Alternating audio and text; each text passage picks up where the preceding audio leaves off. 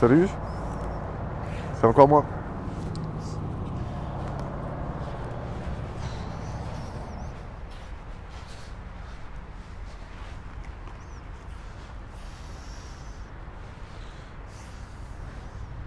Chien destructeur, j'ai tout essayé. Votre chien abîme et détruit, surtout en votre absence, et vous avez l'impression d'avoir tout essayé.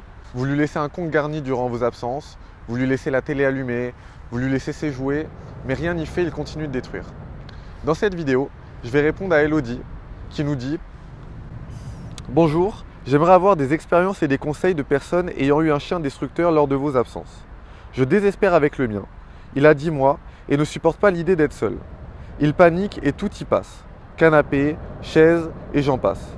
J'ai essayé tous les conseils de base, conque fourré, jouer, télé allumée, lui apprendre la solitude. J'ai vu un éducateur et une comportementaliste, mais rien à faire. Si vous avez des astuces ou des choses qui ont marché, ou simplement me dire quand ça s'est arrêté. Merci pour votre aide. » Alors merci à toi Elodie pour cette question. Je vais y répondre en commençant par la fin. Donc tu nous dis à la fin, si vous avez des astuces ou des choses qui ont marché, ou simplement me dire quand ça s'est arrêté.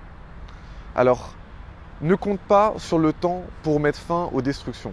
Les crises de panique que fait votre chien quand il est seul ont très peu de chances de disparaître par elles-mêmes. En effet, les comportements destructeurs, c'est pas de la magie, ça va pas disparaître tout seul. Et au contraire même, si vous laissez les comportements destructeurs pourrir, vous exposez votre chien à de gros risques. Voici un aperçu de ce qui se passe quand on ne traite pas les destructions. Premièrement, la situation va se dégrader. Deuxièmement, les destructions elles vont s'amplifier. Troisièmement, chaque jour qui va passer va rendre plus difficile l'apprentissage de la solitude. Quatrièmement, l'anxiété du chien va augmenter et va engendrer des automutilations ou des léchages excessifs qui vont, eux, provoquer des maladies de peau. Et l'état de votre chien, l'état général de santé de votre chien va se dégrader. Donc dans cette vidéo, je vais vous donner 3 astuces pour mettre fin aux destructions. La première, c'est de réduire l'espace disponible du chien quand il est seul. Sachez qu'un chien qui a accès à toute la maison ou l'appartement quand il est seul n'est pas un chien qui se sent en sécurité, car il a beaucoup d'entrées et sorties à surveiller, les portes et les fenêtres, et il va être tenté de vouloir les surveiller pour attendre votre retour. Et vu qu'il a énormément d'espace qu'il ne peut pas gérer, ça va engendrer un stress et une angoisse chez votre chien. N'hésitez donc pas à réduire l'espace de votre chien. Installez-le dans son panier, ses jouets et une gamelle d'eau dans une pièce à part. Alors comment réduire l'espace? Fermez les portes et installez votre chien dans un espace où il se sent bien. Si chez vous, vous disposez d'une petite pièce à lessive ou autre, n'hésitez pas à installer votre chien dedans et de fermer la porte si vous le laissez moins de 4 heures. Si vous êtes amené à le laisser plus de 4 heures, je vous conseille de laisser la porte entrouverte. Votre chien se sentira plus en sécurité dans un espace confiné qu'il peut contrôler. Avant de l'installer dans cette pièce, habituez-le à y passer de moments agréables. Caressez-le dans la pièce, donnez-lui un os à mâcher dans la pièce, jouez avec lui dans cette pièce et donnez-lui un conque dans cette pièce. Habituez votre chien 20 minutes par jour durant 4 jours, puis placez-le dans la pièce durant vos absences. Alors, je vous conseille d'éviter de déplacer son panier pour éviter que ça chamboule ses habitudes. Achetez plutôt un panier exprès pour vos absences et ce panier, ça deviendra son panier d'absence. Il lui permettra de mieux gérer ses émotions. Si vous avez un chiot, je vous mets le panier que j'utilise pour mon chiot, moi, dans la description. Comme ça, vous pouvez acheter le même. Je vous fais un petit récapitulatif de ce dont votre chien aura besoin dans sa pièce de repos. Il aura besoin d'un panier, d'une gamelle d'eau et de ses jouets préférés. Deuxième astuce, appliquez l'exercice du mini paradis. Qu'est-ce que c'est que l'exercice du mini paradis? L'exercice du mini paradis, il consiste à retirer les jouets de votre chien quand vous êtes présent avec lui. C'est-à-dire que quand vous êtes avec votre chien, votre chien, il vous avoue, il peut profiter de vous, de vos caresses, vos câlins, de votre présence. Mais quand il arrive le moment où vous vous absentez, là vous lui donnez ses jouets.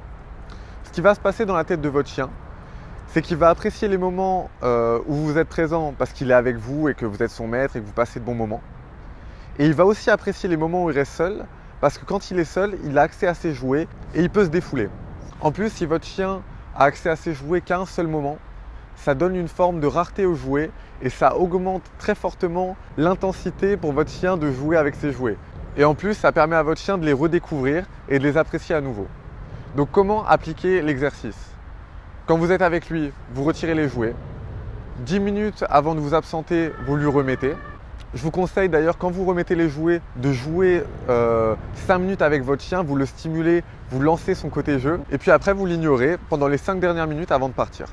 Quand vous rentrez, vous retirez directement les jouets tout en ignorant votre chien, et puis vous les lui redonnerez la prochaine fois que vous vous absenterez. Troisième astuce, ne pas gronder son chien.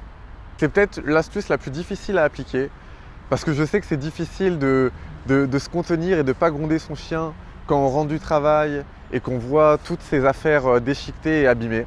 Mais s'il vous plaît, faites l'effort de ne pas punir et de ne pas gronder votre chien. Parce qu'en fait, en punissant votre chien, vous augmentez son stress et son anxiété. Et sur le long terme, c'est vous-même, en le grondant, qui faites que votre chien détruit. Vous voyez ce que je veux dire? Donc s'il vous plaît, faites l'effort de prendre sur vous et d'ignorer votre chien. Ce sera beaucoup plus sain pour votre chien.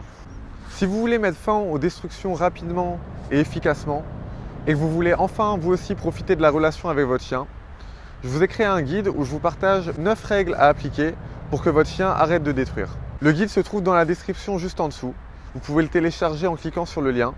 Vous avez juste à rentrer votre adresse mail et je vous enverrai le guide sur votre boîte de réception. Voilà, on se retrouve dans vos mails. Je vous remercie pour avoir visionné cette vidéo. Si elle vous a aidé, mettez un like et abonnez-vous. N'oubliez pas de remercier Elodie pour sa question dans les commentaires. Si vous aussi vous avez une question à propos des comportements destructeurs de votre chien, je vous invite à me la poser dans l'espace commentaire. Je vous remercie pour avoir visionné cette vidéo et je vous souhaite une bonne journée. Salut!